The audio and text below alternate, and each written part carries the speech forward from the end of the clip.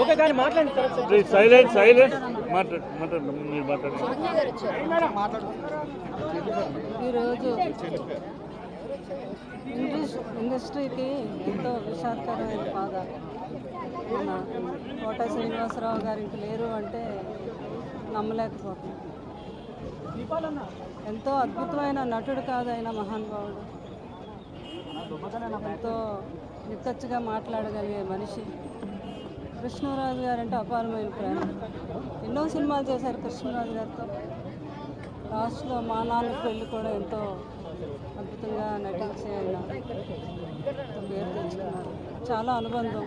ఎన్నోసార్లు మా ఇంటికి రావటం కూడా జరిగింది. ఆయన కృష్ణరాజు గారితో ఆయన అనుబంధం నాతో చెప్పేవారు. అమ్మ అప్పుడు నేను ఎన్నో సినిమాలు యాక్ట్ చేస్తున్నాను సార్, కృష్ణరాజు గారు నన్ను పిలిపించి నా సినిమాలో యాక్ట్ చేయాలని చెప్పారు. ఆ యాక్ట్ చేస్తూ ఏమి కోట నీకు ఎంత ఇమ్మంటావు ఈ సినిమాకి అంటే, నాకు తెలియదు సార్, నేను ఎవరు ప్రొడ్యూసర్లు ఎంత ఇస్తే అంతే తీసుకుంటున్నాను అంటే అప్పుడు కృష్ణరాజు గారు అన్నారు, అలా కుదరదు, పెన్ను కాగితం ఇచ్చి ఈ రోజు నుంచి నీకు ఎంత రెమ్యునరేషన్ కావాలో ఇంత రాసుకో, అక్కడి నుంచి అదే కంటిన్యూ అవ్వాలి ఇండస్ట్రీ అంతా అని కృష్ణరాజు గారు ఆ రోజు చెప్పారమ్మా.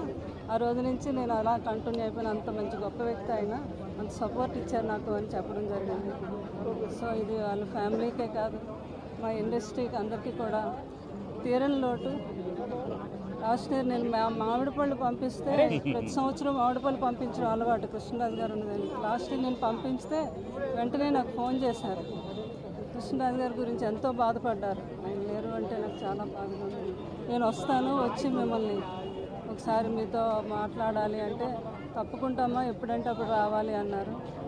లోపల నేను అమెరికా వెళ్ళడం వచ్చేసరికి ఈ వార్త నాకు చాలా హెల్ప్ చేసింది. సో ఆయన ఎక్కడున్నా కూడా వీళ్ళంతా మహానుభావులు, అమరవీరులే వీళ్ళు. వాళ్ళ ఆత్మకి, ఆయన ఆత్మకి శాంతి కలగాలి, వాళ్ళ కుటుంబం ఎంతో ధైర్యంగా ఉండాలని నేను మనస్ఫూర్తిగా కోరుకుంటున్నాను.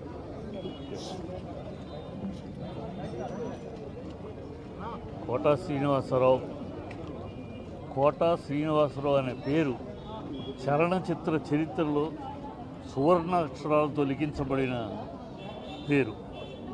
అది ఏ పాత్ర వేసినా, ఏ క్యారెక్టర్ చేసినా దానికి ఒక జీవం పోసి ఆ పాత్రని ఘనంగా నిలిపిన మహానటుడు ఇలాంటి మహానటులు, ఇలాంటి గొప్ప నటులు అరుదు. అలాంటి అరుదు నటుల్లో ఒక ఎస్వి రంగారావు గారు, ఒక నాగభూషణం గారు, ఒక కోట శ్రీనివాస్, ఇలాంటి వాళ్ళంతా చాలా అరుదైన మహానటులు. ఆ మహానటుడితో నాకు చాలా అనుబంధం ఉంది. నా సినిమాలన్నింటిలో, నా డైరెక్టర్ సినిమా, నా సొంత సినిమా ఆయన లేకుండా సినిమా ఉండేది కాదు.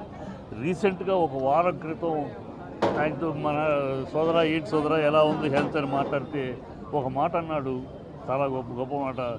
నేను చెప్పాను 83 ఏళ్ళు అని. అంటే సోదరా అయితే 83 ఏళ్ళు అయితే లెక్క ప్రకారం, శాస్త్ర ప్రకారం 83 ఏళ్ళు అంటే 1000 సహస్ర పౌర్ణములు, 1000 పౌర్ణములు చూస్తారంటారు. మరి నువ్వు రేపు గురు పౌర్ణమి 1000 పౌర్ణమి చూడబోతున్నావు నువ్వు అని అంటే చాలా సంతోషపడి, అవును మన శాస్త్రం చెప్పుద్ది 1000 పౌర్ణములు చూస్తే స్వర్గ తలుపులు తెచ్చుకుంటాయి అంటే అని అంటాం. కరెక్ట్గా గురు పౌర్ణమి అయిపోయింది. 1000వ పౌర్ణమి చూశాడు ఆ పుణ్యాత్ముడు. చూసి పుణ్యలోకాలకు వెళ్ళాడు. అతను స్వర్గం తలుపులు తెలుసుకుని ఉంటాయి అంత మహానటుడు. అతనికి నాకున్న బంధం సోదరా అని తప్పితే నేనాడు పేరు పిలిచి చిట్టేరు పిలిచి ఎరగడు. నేనేనాడు కోట సోదరా మా ఇద్దరి మధ్య బంధం అది. ఎప్పుడో ఇండస్ట్రీకి అతను మెడ్రాస్ వచ్చిన మొదటి రోజుల నుంచి, అప్పటి నుంచి ఉన్న పరిచయం, ఎంతో బంధంగా ఉండేవాడు. ఆ అనుబంధాన్ని తలుచుకుంటూ ఉంటే ఆ సొంత సినిమా, అది భోగిమంటలైనా, అది రైతు భారతం అయినా, అది గెలుపు అయినా, నేను అసిస్టెంట్గా పనిచేసిన సినిమాలైనా, మా సొంత సినిమా అన్నింటిలో తను లేకుండా మా ఇంట్లో స్క్రిప్ట్ ఉండేది కాదు. ఎందుకంటే అతను మా నటుడు, అతను క్యారెక్టర్ పెట్టుకుంటూ